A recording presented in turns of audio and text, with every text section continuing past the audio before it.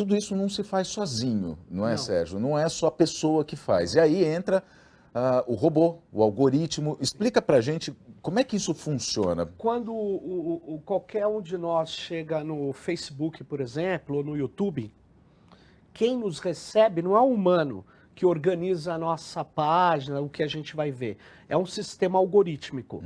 É um conjunto de rotinas, é como se fosse um software que organiza aquilo conforme aquilo que a gente vem usando. Então, essas plataformas, elas inclusive ganham muito dinheiro assim. Então, o que os algoritmos estão preparados para fazer? Não estão preparados, como dizem alguns, para amplificar um discurso radical. Estão preparados para amplificar o sensacionalismo, como você disse. O que a gente chama de espetacularização.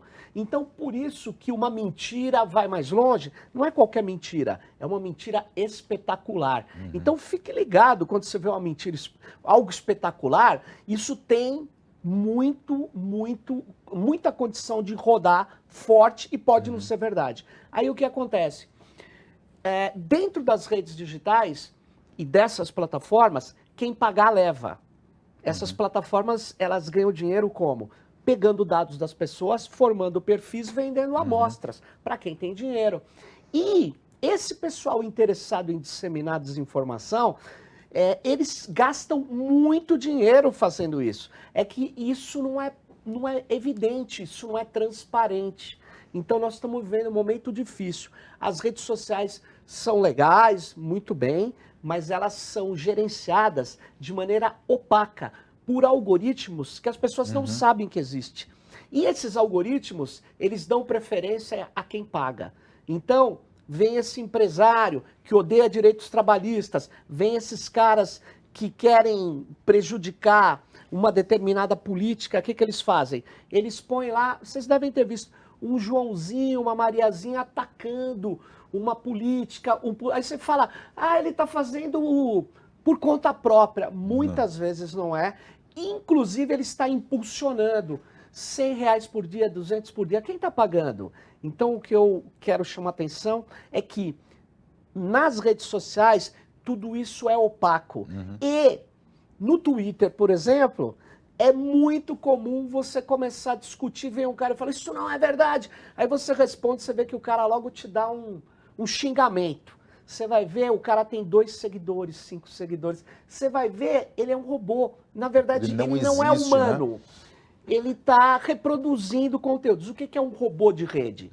Na verdade, é vamos dizer assim, um processo automatizado de replicação de conteúdo ou de respostas com algum grau, depende do robô, ele tem um grau de inteligência maior ou menor, ele pode ter sido treinado com técnicas de aprendizado de máquina ou não, mas a maioria dos robôs do bolsonarismo são robôs de replicação. E aí eles dão a sensação que, nossa, como tanta gente está fazendo essa onda. E muitas vezes não é tanta gente assim. A Bea queria comentar? Não, eu acho que as pessoas precisam entender. Primeiro, muita gente não acredita que esteja doando gratuitamente seus dados o dia todo e o dia inteiro. Não precisa, inclusive, estar navegando diretamente na rede.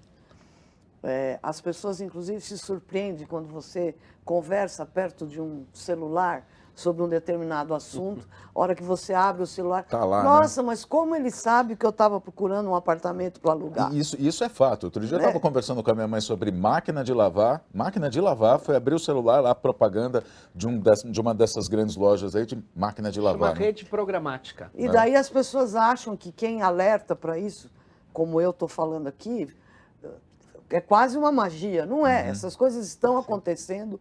Você está participando de jogo, por exemplo, quando tinha o negócio do caça ao Pokémon, você fornecia naquela caça ao Pokémon todos os dados da sua casa, as lojas que você frequentava, os ambientes que você...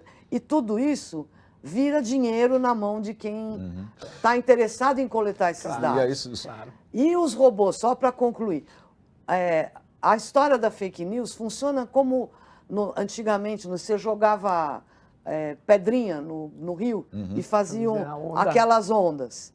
Tem robô, mas o robô está enredilhando você.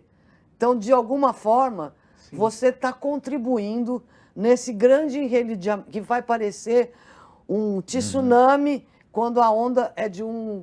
Mas é o efeito é pequena. catastrófico, Então, por né? isso que a gente tem que estar atento, porque não é uma coisa que os outros estão fazendo, ou que a Não, tecnologia está... Não, nós estamos participando disso.